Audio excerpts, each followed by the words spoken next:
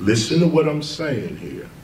Value is not based on what you own or what you have. In fact, I'll drop this jewel on you real quick. Real value is based on what you can do without. It's not about what you can accumulate. It's how functionable are you with nothing. And we can't function on nothing, so that becomes the scale. How low can you go? How deep can you go? Because after a while, if you really become a spiritual being, you don't rely on the world for nothing. Nothing. You enter the world, but you are not dependent upon the world. You're dependent upon invisible forces. What are the invisible forces? Love. People can't see love. They're too busy watching hate. It's all about your perception. If you see love, you see love. I'll say it again. If you see love, if you can see it, this is love right here. I'm seeing love. She in her own mind may believe, I'm not love. Love is bigger than me. I'm just whoever I am. No, that's in her head. She's only a dream character in my perception. She could be God for all I know. We don't know who anybody is, so why can't she be God? We don't know where God is, when God is, how God is, so why she can't be God? This woman right here, I choose with my perception to see her as God. This is an ancient African technique. God was never outside of your perception. God was never outside of what you thought. That's why Western man came and said, there is no God, they're just making it up. Right! But God is the greatest human invention in human history. And the reason being, the reason Africans created God is so that humanity in its infinity would never run out of something to rise to. This is why God exists. If you don't have God, you don't rise. There is nothing human about technology. Sorry. Nothing human about it. And this is what I want to say in terms of your spirit. What can you see? This is God to me. And I respect her and will treat her just like that. That's my perception of her. Now she can do something to break that perception. She could do something to enhance it. What if she knew that I thought she was God? There'd be something in her that would try to live up to the image that I see of her. There'd be something in her that when she approached me, she would at least have to either deny God or become. This is how as a community we treated each other. If there is no God, then we are not family. The only way we can be brothers or sisters is if we have the same parent. Think. We cannot call ourselves brothers or sisters if we don't have the same mother or father. When God is the eternal mother, we become all brothers and sisters. When we all say, yes, I am part of this idea called God, not a man in the sky, not even a metaphor, not even a spirit in a separate consciousness. No, we don't have to get there yet. Let's just make God up right now, like our ancestors did.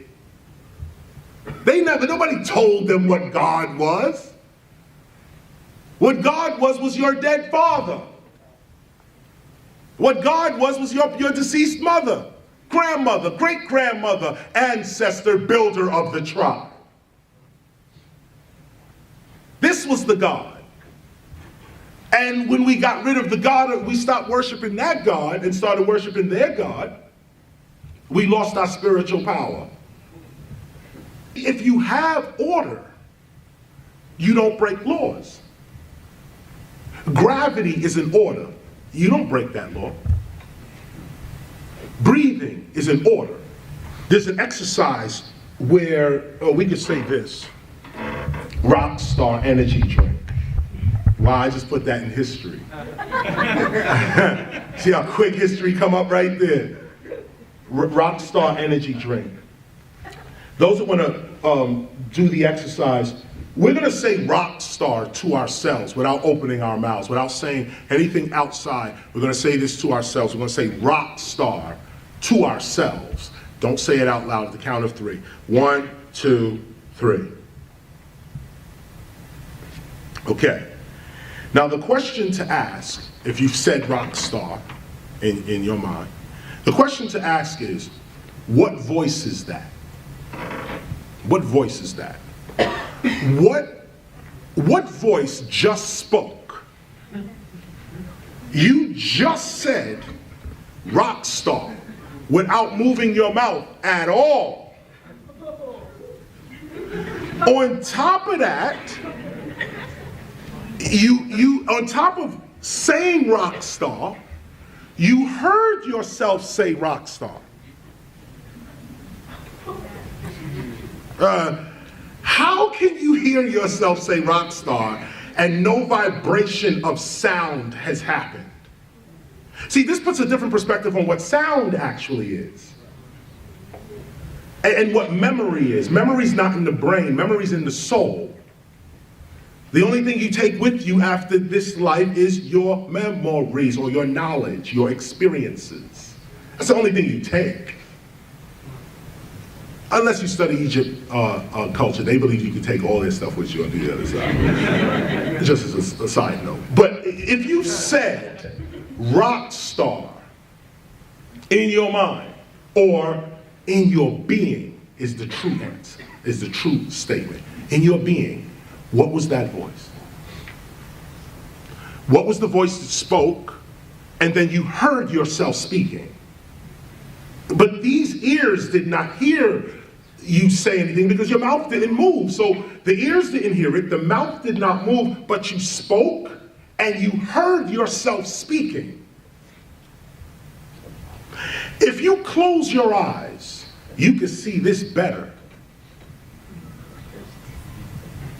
If you close your eyes and put this image in another sight, if you close your eyes, you can still see this. What is the sight that can see your future? These two eyes don't see the future. These two eyes don't see the past. Yet, you can see your past and you can see your future. You can actually see your past. What is the sight that can see beyond time? Don't give it away. What is this is an ancient meditation. This is an ancient meditation that I am not the flesh. I am the energy, the consciousness, the being in the flesh. And this is proof. This is no faith. This is not religion. This is actual fact. You can speak without moving your mouth. You can hear without ears. You can see without eyes. So what happens when these eyes, this mouth, and this ear drops off into the grave? These other senses are all you're left with.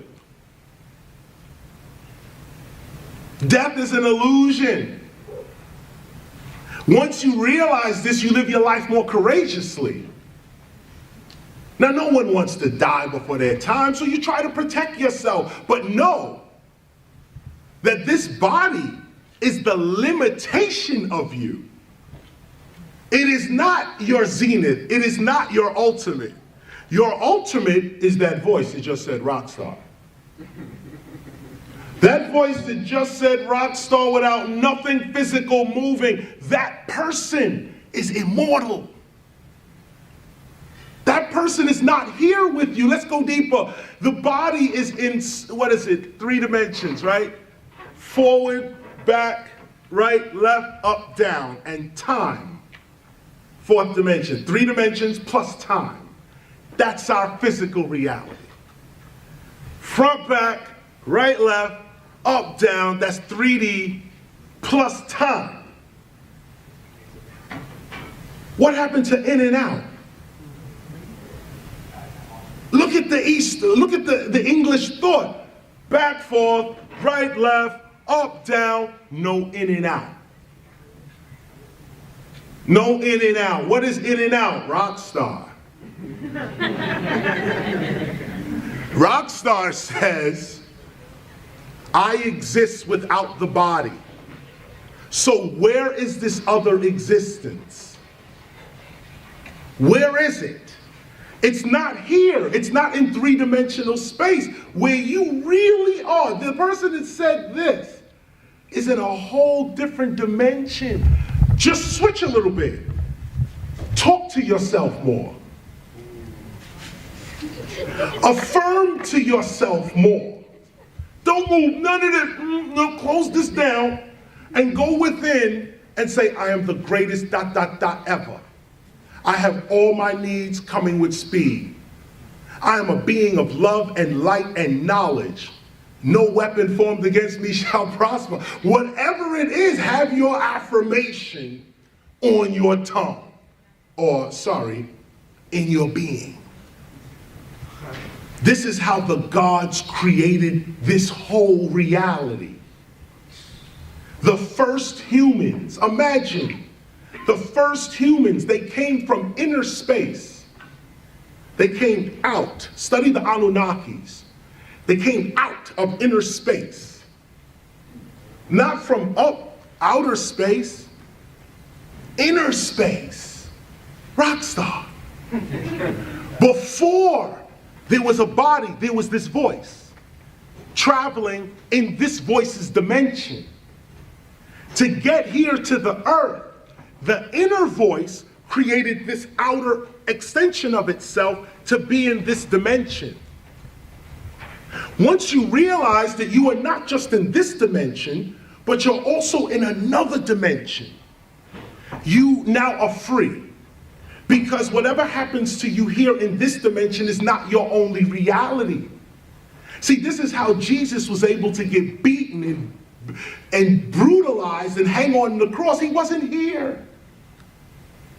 He was the rock star. Inside, he went to the inner man. Do what you want with the body. I'm not here.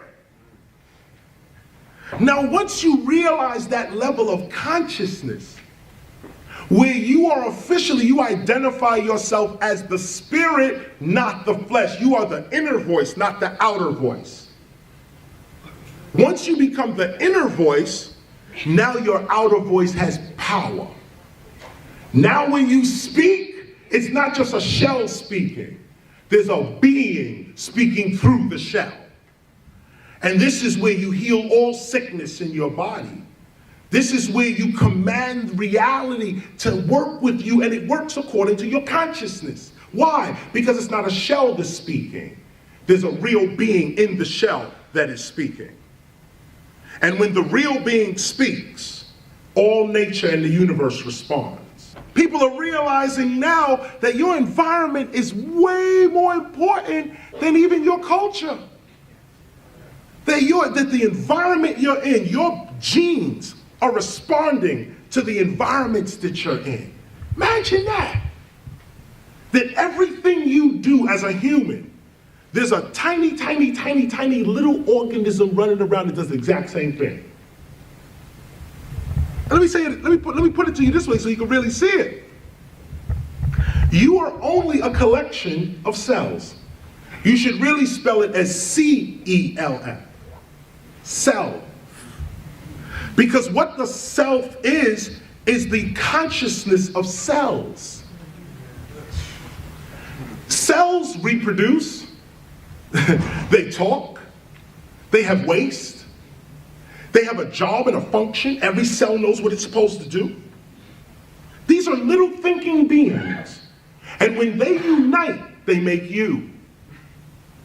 The way you think is what they are thinking. When you say, I'm hungry, it's not you that's hungry, it's your cells that are hungry. You are the slave of your higher self, C-E-L-F. You are the servant of your higher self until you become your higher self, then you're free. This is why they say you are born a slave. You are. You're a slave to yourself. You're a slave to the addictions that your cells want. You're a slave to the made-up realities of your language. You're a slave to your fears and this kind of thing. Once you realize that I am the eternal, immortal being that speaks without this body, has existence without time and space, once you really know that, you start moving like that, and then reality starts playing with you. You start reading things right in the nick of time. Some message comes to you right off the wall. Nobody else see it. You're the only one to see it. Why? Because your perception is such. This is how you get over. This is how you get past. This is how you compete. Never compete is how you compete. The ancient way. This is the ancient way. You don't compete. That's the English way. The way of nature is cooperation. Everything works in cooperation. That's why we African Americans are here in the United States today. I didn't talk much on black history, but here's a little piece. That's why we're here. I'll drop this little piece on you. There's a book called Slave Religion by Robotal. I can't, R-O-B-O-T-E-A-U.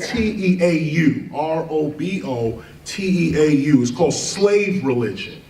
In this book, this guy talks about how we got to the United States, which was over about 4 or 5 different migrations. First of all, Africans were already here in the United States. We were already here from like 50,000 years ago.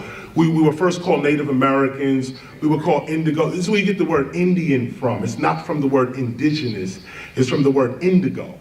That was the color of the people that they first saw. The original human beings were blue-black. It's preserved in Hindu art. They have like Krishna in blue and all that. But now it's now more glamorized. But back in the days, humans were blue-black. They were called indigo. And when these Western explorers came to some of these islands, what they saw was really dark-skinned people. And they called them indigos. That became Indians, or Indo. You said Indo-European, Indonesian, Indo.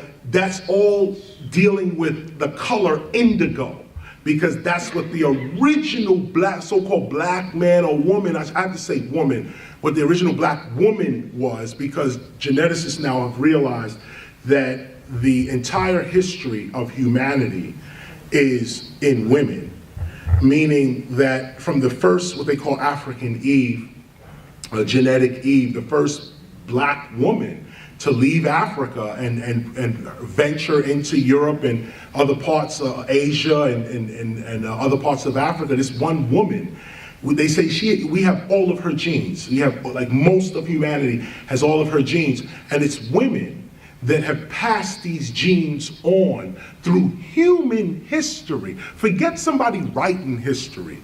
Your history is already imprinted on your genetic structure, and it's passed in humanity by women. So to disrespect a woman is literally to disrespect the whole history of humanity. Literally. To harm a woman is to actually harm the whole history of humanity, at least genetically. So I bring this little piece up because, come back to the indigo, come back to the Indian, come back to the fact that you were already here.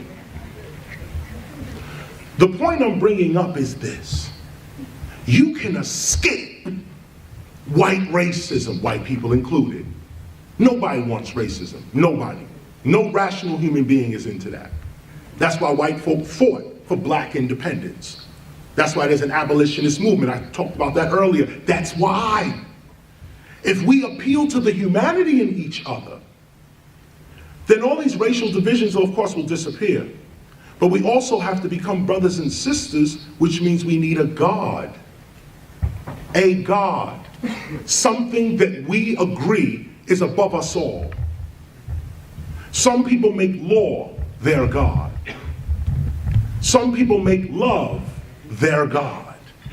All of these are good, but a godless person is a slave. This is what a slave was. It was first Islam in Africa, Arabs, Arab Moors, they called them. Those tribes, they're the ones that are you today. Because what made you eligible for slavery was that you wasn't Muslim or Christian. First it was Islam that enslaved Africans. Then it was the Christians. Islam sold Africans to the Christians. Then the Christians took over with the Crusades. God wills it, and the Crusades started. And they defeated the Muslims and took the whole slave trade. But the ones they were enslaving was ones that were not Christian. At this point, if you were Muslim, you were getting enslaved now. But in the beginning, if you said Muslim, you said Christian, you were good. Those who were slaves who said, I'm not down with either one. I'm doing nature. I'm doing astronomy. I don't need to read. I don't need to write. I'm reading nature. These are the ones that were enslaved. These are the ones that made it to the United States. They talk all the time about Africans arriving in chains. That's a lie. Well, it's not a lie. Some did. Many did arrive in chains. But the history of Africans in this country is like, the way they tell it is like it's like saying 200 years from now, you're telling the history of African Americans today. And you say, look at Rodney King.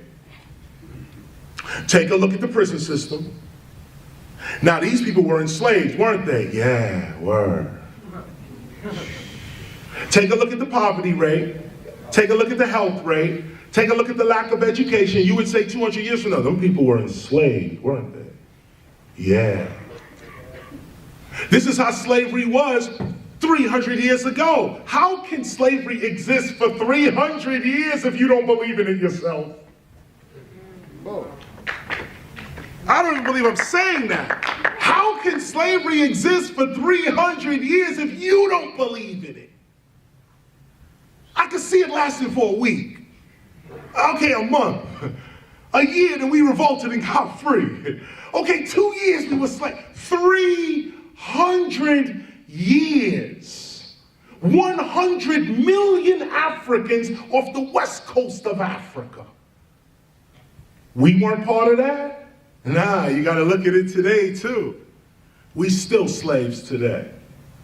It's just the slave population got bigger. It's now Asian and Europeans part of it too now. Now it's Latinos as well, and now it's Arabs and Hindus, and yeah.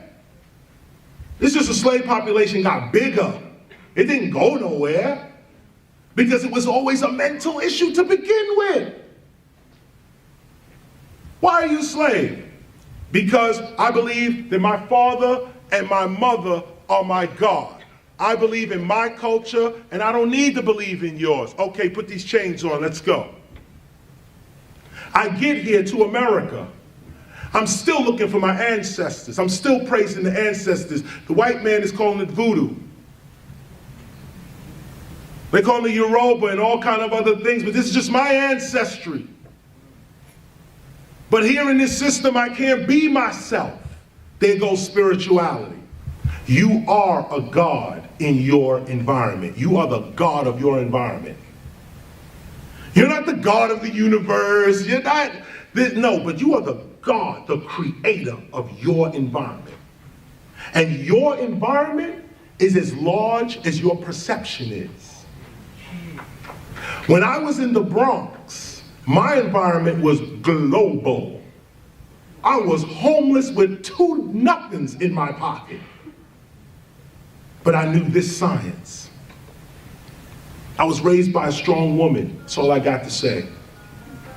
Strong woman, her name is Jacqueline Parker. If you ever meet her, give her $1.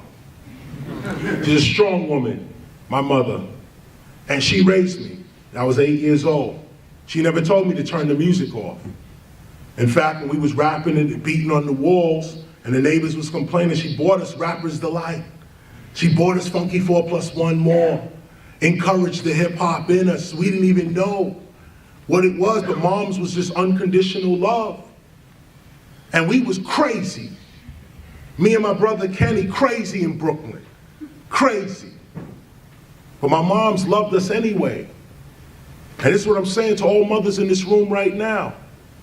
Your daughters, your sons, if you keep that love on them, they're going to be greater than anything you could possibly imagine. And this is the point, greater than you can imagine. This is the scary part, Mom. This is it.